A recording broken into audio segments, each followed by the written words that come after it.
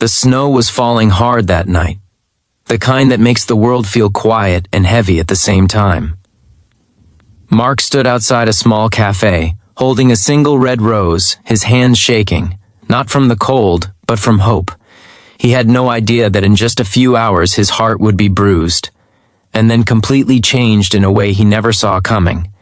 Sometimes, kindness arrives disguised as rejection, and sometimes, the most unexpected question can rewrite an entire life. Before we begin, if stories like this warm your heart and remind you of the good still left in the world, take a moment to subscribe, like, and comment. It truly helps the channel grow and lets us keep sharing meaningful stories like this. You're watching Truth Lines USA, where real emotions and real kindness meet. Mark hadn't been on a date in 3 years. Ever since his wife passed away from cancer, life had become a careful routine centered around his 6-year-old daughter, Lily. Mornings were rushed breakfasts and mismatched socks. Evenings were homework at the kitchen table and bedtime stories read in funny voices. Mark loved his daughter more than anything, but loneliness had quietly settled into his chest like an unspoken truth. When his coworkers suggested a Christmas blind date, Mark almost said no. He didn't feel ready. He didn't feel worthy. But Lily overheard the conversation and later that night asked, "Daddy, don't you miss having someone smile at you?" That question stayed with him. So he said yes. The cafe was decorated with twinkling lights and evergreen garlands. Christmas music played softly in the background.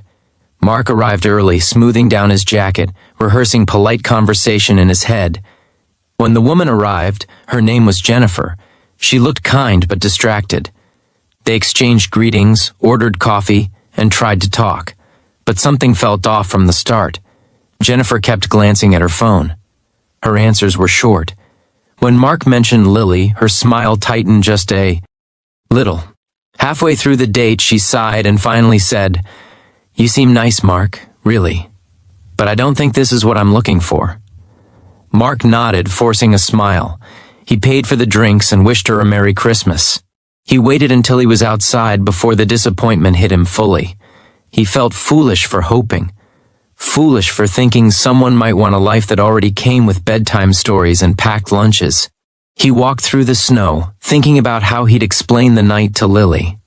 As he passed a small park, he noticed a woman struggling with a stroller stuck in the snow. Without thinking, Mark walked over and helped free the wheels.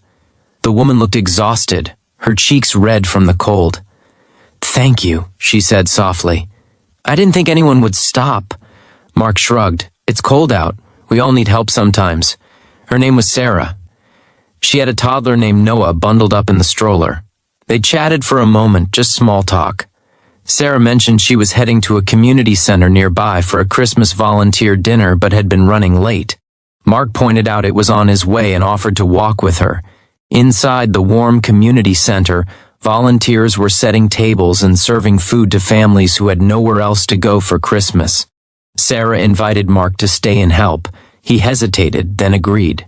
He figured kindness might distract him from his bruised heart.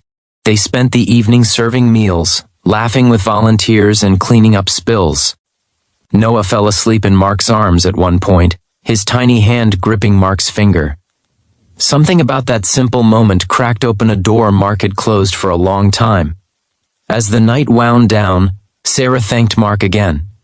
"I don't know why," she said, smiling gently, "but meeting you tonight feels important." They exchanged numbers. Nothing dramatic, just a quiet human connection. Over the next few weeks they talked, slowly, honestly.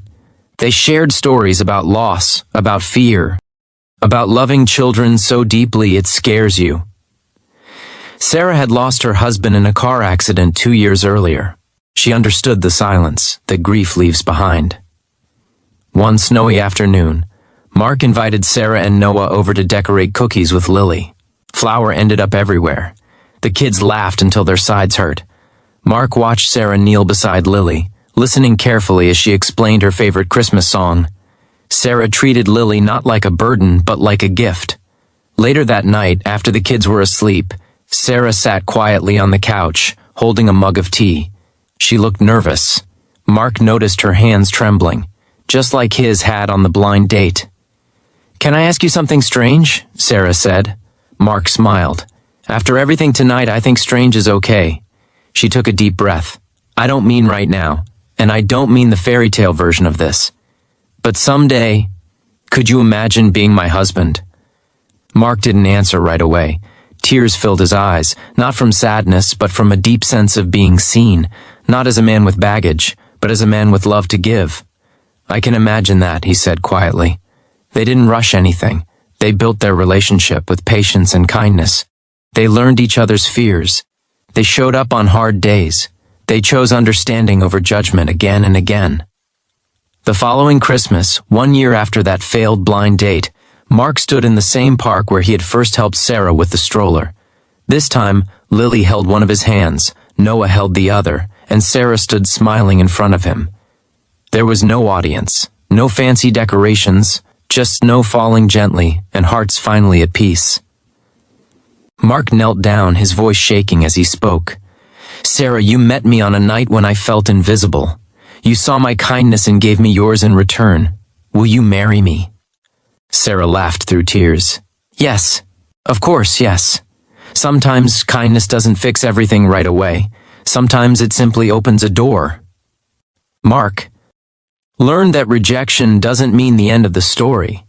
And Sarah learned that love can grow from the smallest moments of help and understanding. As they walked home together, the world felt warmer, brighter, and full of quiet miracles. And maybe that's the true power of kindness. It doesn't always announce itself. It just shows up when someone stops to help, when someone listens, when someone chooses compassion over comfort. As this story ends, remember this: one kind act, one open heart, can change a life forever. So go out into the world and be that kindness. You never know whose story you might transform.